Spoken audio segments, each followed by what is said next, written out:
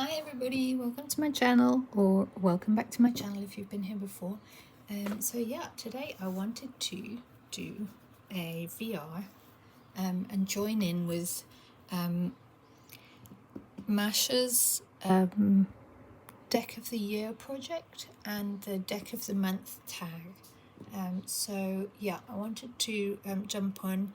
I thought initially coming in halfway through the year was not ideal, but Masha sent out an invite to everybody the other day and said, jump on board. Doesn't matter if you're joining halfway through or if you just do it for 1 month or whatever. So I thought I'd give it a go. So basically I'm going to talk a bit about the decks that came into my collection in the last month, and also what my most used deck was, and then she's got another one, another sort of category of what was the deck that you carried in your bag, and I can't remember what it was called. Deck in my bag. Deck in my bag tag or something. So yeah, I am going to talk about that. So yeah, just to jump straight in. So the first deck I want to talk about is this Minchiati Fiorentine, and Masha has started an amazing series called Mesmerized by Minchiati, and I've been watching some of those videos, and it's been really, really interesting also to see how many people are currently really mesmerized by the Minchiati. It's really nice to talk with other people who are using it. So the reason I got this deck, so I was in the UK for quite a few weeks with my mother, and I left my Bomarzo at home, which turned out to be a mistake. I was missing it almost immediately, and then when Masha started posting videos, I knew I had to pick up another Minchiati so I could work with it while I was away. And I looked online. There were two options. There was the what was the other one? Alcigno, and then there was this one, the Fiorentine. And Masha's first video talked about the different, the early Minchiati tradition and the late Minchiati tradition, and the Bomarzo is actually based on the early tradition. So I decided to go with the Fiorentine, first of all because that's based on a later tradition, which I was interested in seeing the differences. Secondly, because it was a bit cheaper. Actually, was it cheaper? No, I don't remember. I think it was a little bit cheaper than the Alcigno, on the UK Amazon at least. And then also thirdly, because I really like all the coins having faces on them. So yeah, I really like this deck. It's a great size to handle. It's a big chunky deck obviously because it's got nearly 100 cards in it, but this is quite an easy size for me to work with. My hands aren't particularly small or particularly big, they're kind of normal medium size, let's say. But yeah, this is very easy to shuffle and also to lay cards out if you want to do bigger spreads and so on. So I am really enjoying this deck actually, and I'm very glad I picked it up. I've only got those two Minchiati. I'm looking at getting another like Alcigno, but I've also heard that Amparo, the lady who created the Bomarzo, is doing another deck soon. So I might wait. I might hold out for that one. But yeah, so I picked up this Minchiati Fiorentine. I really like the reds in this and the greens, and I like the kind of borders that are almost like what do you call it, Rivoltini, the folded edges.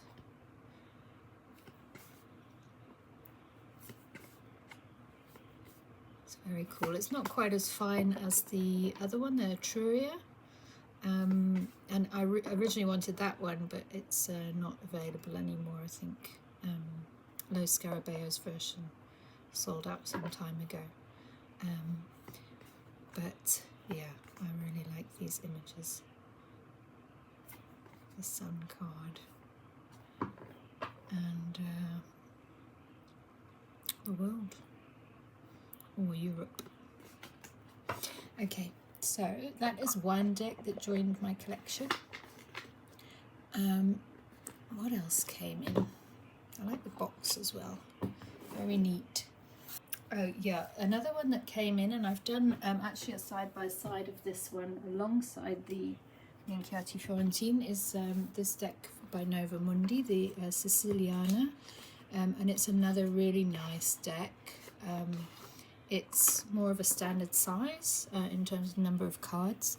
It has, I think, 78. Oh no, 63. It's a little bit smaller. That's right. Yeah, there's fewer pip cards, so it leaves out the ace, 2 and 3, I think, from each of the suits.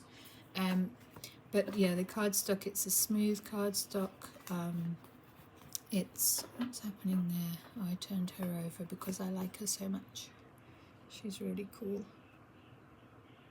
The images are just really, really nice, and again, I love the edging design, which looks like the Rivoltini of the folded borders, and there's some really interesting, particularly the women in this deck are really cool with their big swords. So yeah, I did a walkthrough of this one alongside the Fiorentine, and there was some really interesting crossovers and differences as well, so I'm going to dive more into some of those cards in my own time, and find out about these the traditions and how they diverged, and also how they influence later decks like different Marseille traditions. Magician. And the Hanged One. Yeah, so some of them are quite different from the images that we've come to know from the, I love that, the Moon card. She's like, what is he doing? Look at him, he's sleeping. Anyway, yeah, so that's another deck that I'm really enjoying, that came into my collection this month. I got that one from Make Playing Cards, from Nova Mundi's Make Playing Cards store. Then another one that I got was, I've shared the opening of this as well, or a walkthrough of this, I think, but I got this Tarot Classic, which I'm really happy with. I'm a bit scared of using it because it's old and falling apart, but this is a, oops, what was the year for this one? 1971 for the booklet. I think it was 74 for the deck. Yeah, 1974 there at the bottom of the deck back, the box back. So it was from the same year as me, that's right. And I really like this deck. Like I say, I've been a bit scared to use it because it's quite old. You can see that the majors have been used more than the rest of the deck. There's some staining on the edges of the majors, but not on the other cards, on the minors. And there's like a few little notes in the booklet, which is quite cute. Somebody's written, where was it? On the back, that's right. Maybe a reading. If they were just doing readings with the majors, because these are only major cards listed. So that's quite interesting as well. But yeah, I've really liked adding this to my collection, and I will work with it. I mean, the cards are all in very good condition, and I think it would be nice to do a few readings with this deck. I love the colours. It's really pretty. This one and the Fournier Marseille, which I picked up in June, are my two bright Marseille decks, and I'm enjoying the pinks in this one.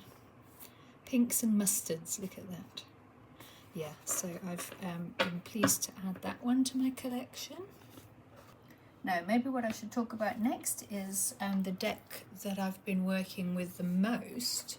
And you know, because I've been traveling, I've not had books around. I haven't, you know, everything's been packed in bags, and it's been quite difficult to kind of get time to put out full spreads. You know, I was in a room with a very small side table, so I'd be like drawing a couple of cards on my bed in the morning, but my daughter would be next to me, and yeah, it wasn't like the easiest environment for tarot practice. And the one that I ended up pulling out the most was this, the Anima Tarot de Marseille. And I think the reason that I kept reaching for this one is partly because it's got this nice convenient book, which is quite well written, and it's got kind of a mixture of meanings. It has, it kind of gives you a, so for example, the Five of Cups, it gives you like a very Marseille meaning, but then it also talks about the significations of the flowers, and sometimes it also somehow adds in a bit of an RWS. Yeah, see, so you've got here, so you've got the Five of Cups, central cup decorated by glorious flowers. It's a time when the heart opens to a solution that's good for humanity through devotional love. So this very sort of positive, you know, the progress of the fives in the Marseille. The shadow of the card alludes to blind trust, which makes sense in terms of the Marseille, like the shadow of the Marseille meaning, a lack of faith. So opening heart, and then on the other side a closed heart. And then the marigold flower signifies the plasticity needed to make perpetual progress. There's always potential for renewal through acceptance and resilience. Adapting to change with a positive outlook can lead to progress and emotional healing. So again, this sort of progression of the fives. I don't know if it's focusing, it's not really. There's the marigolds, you see. But then it also, over the page, has, this card could be a representation of disappointment and loss, which is very much more the RWS kind of side of things. Emphasising the emotional impact of missed opportunities or shattered dreams, it signifies a period of mourning, regret or disillusionment after an emotional setback. So like the sting, you know, I think the Five of Swords for me represents a kind of sting or a bummer. But there's potential for growth if one can acknowledge and learn from losses. So again, the growth aspect. So it's quite interesting. It has both, I think, Marseille and RWS wrapped up in there, and so that's been really interesting. So if I want to draw just one card in the morning, I've grabbed this and drawn a card, and the images themselves are so fun. There's Temperance. The cards are beautiful, and the paintings are lovely. It's got gold gilding on the edges, which initially made it difficult to shuffle, but I've been shuffling it a fair bit, and it's gone a bit duller, and now it shuffles much more easily as well. They were a little bit stuck together when I first received it, but now it does shuffle quite easily. It still clumps a little bit, you see, but much better than it was, and I think the more I work with it, the better it's going to get. So yeah, I really like the designs, and I like the card, the little booklet, and that just made it really easy to draw a card and then just read the little book description on a daily basis, or even draw a couple of cards, 2 or 3 cards, and have a look at the meanings in the booklet. And it was sort of a easy, friendly deck to work with. So I've used that a lot while I was in the UK and travelling around. That horse with a goat. It's very funny. I know some people don't like animal heads on human bodies, but I really like them. And I think these cards are really beautifully painted. Yeah, I really enjoy this deck. And I'm probably going to carry on working with that this month. I also really like the box. Look, it's pretty stunning. I got this from Amazon in the UK. Unbelievable, really. very high production quality. So that is the Anima Tarot de Marseille. And then, sorry, I should say the name. Yeah, created and illustrated by Myths in Art. There are 2 people involved in it. And then it's published by Earth Moon Magic. Earth Moongic. I thought it was Earth Moon Magic. Anyway, and it's made with recycled paper and soy ink. Myths in Art, they're based in India, I think, which explains some of the interpretations that you'll come across in the guidebook. So that is a really fun one that I've been reaching for, and I've used that probably more than any other deck this month. And then the deck in my bag tag. And again, this was a bit of a surprise, but the reason for this is very similar to the reason for that one. It's the Sweet Foragers Tarot, which is an RWS based deck, and I kind of kept popping it in my bag, first of all in case, you know, anyone wanted to have a reading. And this is a very friendly kind of deck, and with these very bright and quite hilarious cards. And then when I was travelling around on trains, I could just, you know, shuffle and split the deck. And again, it's got quite reasonably comprehensive booklet included with it.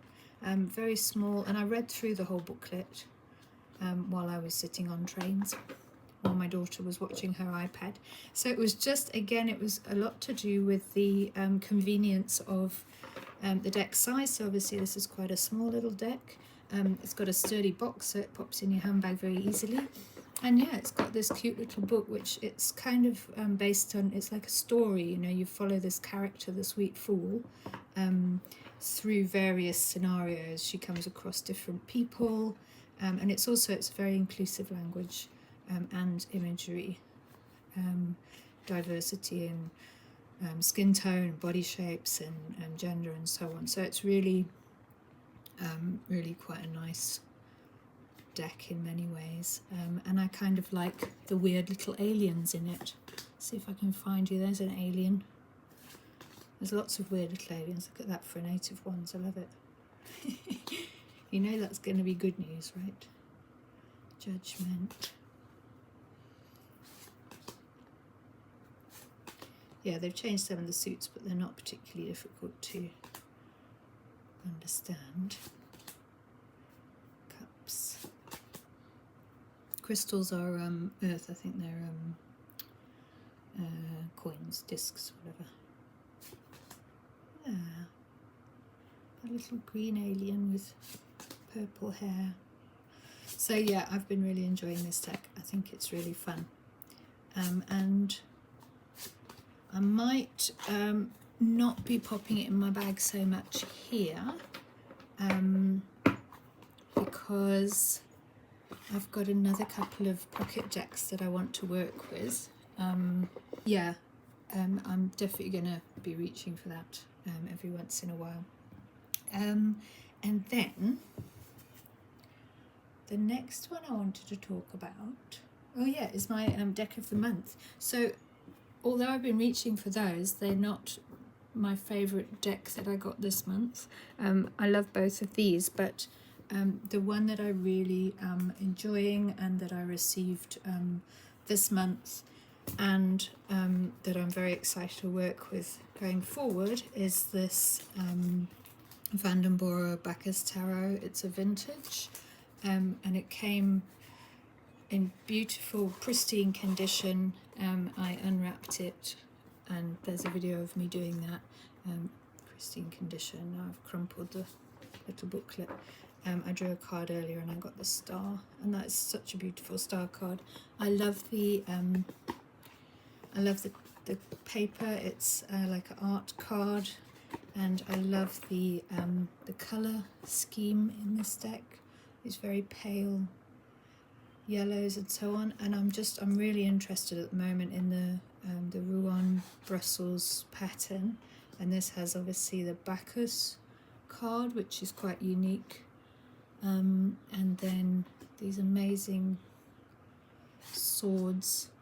So this is, and then yeah, the Spanish captain, what they call it, Bacchus and Fracas. This is Fracas is the or Arrakis actually on here is the Spanish captain who replaces the high priestess, I believe.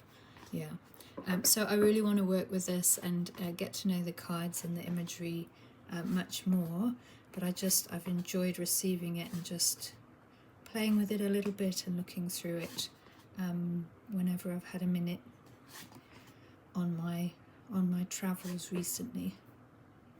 The world, see, the world card is the sort of older Italian style, which is really interesting as well. I kind of want to work out how all of these systems have influenced each other, because some of the Vanden Borre cards seem to relate much more to the Spanish tradition, to the Italian tradition, but then obviously some have developed in the, like, following the VV and those decks. What's the other one? I've forgotten offhand. But yeah, so interesting and so beautiful, and yeah, just the printing and the card is just absolutely gorgeous. So that is my deck of the month for July, the one that I was most happy to welcome into my collection. And I think that's it. Yeah, the ones I'm planning to work with in August are a little bit more with the Anima Tarot. I want to work with the Vanden Borre, the Flemish Tarot. I'm thinking about popping this one in my bag to start with, the Tarot de Marseille, the New Incarnation, because I want to kind of get into that and find out about the minors in that deck. And yeah, and I've got another couple of decks that came while I was away, which I have yet to open. So I've got this one, the Tarocchino al Soldato, and I think this is going to be interesting alongside Nova's deck, because they both have missing pip cards. Like the first three, I think, in both of them in the suits are missing. So I'm quite interested in seeing how to work with a deck with fewer pips and what that does in terms of interpretations. And then the other that I've just received is, oh yeah, I jumped on this one and got well, it's a Sopraffino, almost a Sopraffino, isn't it, the ancient Italian. So I'm excited to open that and have a look through as well. I only opened the package today, so yeah, so that is my July and plans for August. And thanks very much to Masha for organising this this nice community tag, and also the Minchiati series, Mesmerised by Minchiati series. And thanks to everyone for watching. Bye!